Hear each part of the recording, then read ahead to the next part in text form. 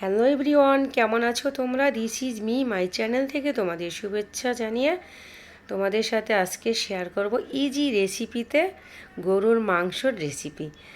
Easy and সহজ, খুবই অল্প উপকরণে হাতের কাছে থাকা মশলার উপকরণ দিয়ে এই রেসিপিটা শেয়ার করব। আগের সব রেসিপির মতো এই রেসিপিটাও খুব সহজেই তোমাদের সাথে শেয়ার করছি।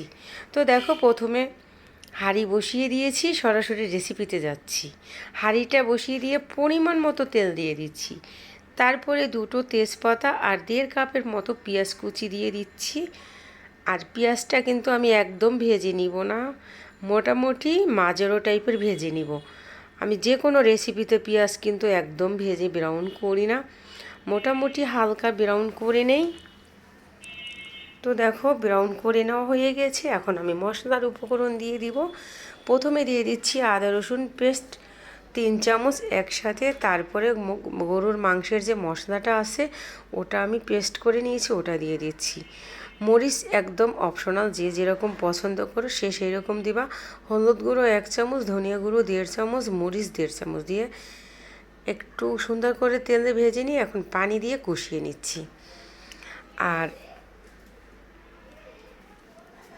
খুব সহজেই আমি কিন্তু তোমাদের সাথে আগের অন্য রেসিপির মতো এই রেসিপিটাও শেয়ার করছি। এখানে আমি 1.5 কেজি গরুর মাংস নিয়ে নিচ্ছি, একদম হাড্ডি ছাড়া।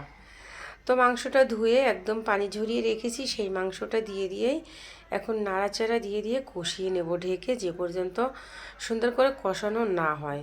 তো এখানে স্বাদ মতন লবণ দিয়ে দিচ্ছি আর ঢেকে কষিয়ে নিব। এরই মাঝে কিন্তু কয়েকবার আমি নাড়াচাড়া দিয়েই মাংসটাকে কষিয়ে নিব। আর আজকের রেসিপিটা আমি কচু দিয়ে করছি। আমি কখনো করিনি, আমিও প্রথমে করছি। আমি আমার 2টা আত্মীয়র বাসায় এই কচু দিয়ে গরুর মাংস খেয়েছি, আমার কাছে খুবই টেস্ট লেগেছে। এই জন্যই আমার মনে হলো যে আমি একটু ট্রাই করি আর তোমাদের সাথেও শেয়ার করি। তো দেখো, কচুটা আমি গোটা গোটা করে কেটে নিয়ে সুন্দর করে 5 মিনিটের মতো সিদ্ধ করে নিয়েছি। তো এখন সেই সিদ্ধ করে রাখা কচুও এখন দিয়ে দিচ্ছি, আর দিয়েও 5 মিনিটের মতো কিন্তু আমি কষিয়ে নেব। একটু সুন্দর করে কষিয়ে নিতে হবে। প্রত্যেকটা রেসিপি সুন্দর করে কষিয়ে নিবে, দেখবে যে টেস্টটা দ্বিগুণ বেড়ে যায়। তো দেখো, আমি সুন্দর করে কষিয়ে নিয়েছি, উপরে দিয়ে তেল ভেসে উঠেছে। এখন এ পর্যায়ে আমি দিয়ে দিব পরিমাণ মতো পানি। যে যেরকম ঝোল পছন্দ করো সে সেরকম পানি দিবে। আমি আমার পছন্দ মতো দিয়ে দিচ্ছি। তো পানিটা দিয়ে ফুটে উঠেছে। এখানে কিন্তু হালকা গরম পানি দেওয়া হয়েছে। তো হালকা গরম পানি দিয়ে ফুটে উঠেছে, ঢেকে রান্না করব যে পর্যন্ত রান্নাটা কমপ্লিট না হয়। এরই মাঝে একবার আমি নাড়াচাড়া দিয়ে দিচ্ছি। আর কচু, যেহেতু কচুতে একটু ভেসে উঠবেই, তো দেখো কচু একটু ভেসে উঠেছে আর গরুর মাংস নিচে গিয়েছে। তো আবার একটু নাড়াচাড়া দিয়ে ঢেকে দিব। তো এই যে দেখো, ঢেকে দিয়ে রান্না করছি আর রেসিপিটা কিন্তু অলমোস্ট আমার হয়ে আসছে।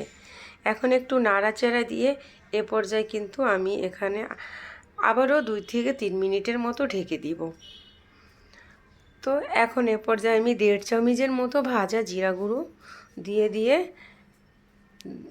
দিব। তারপরে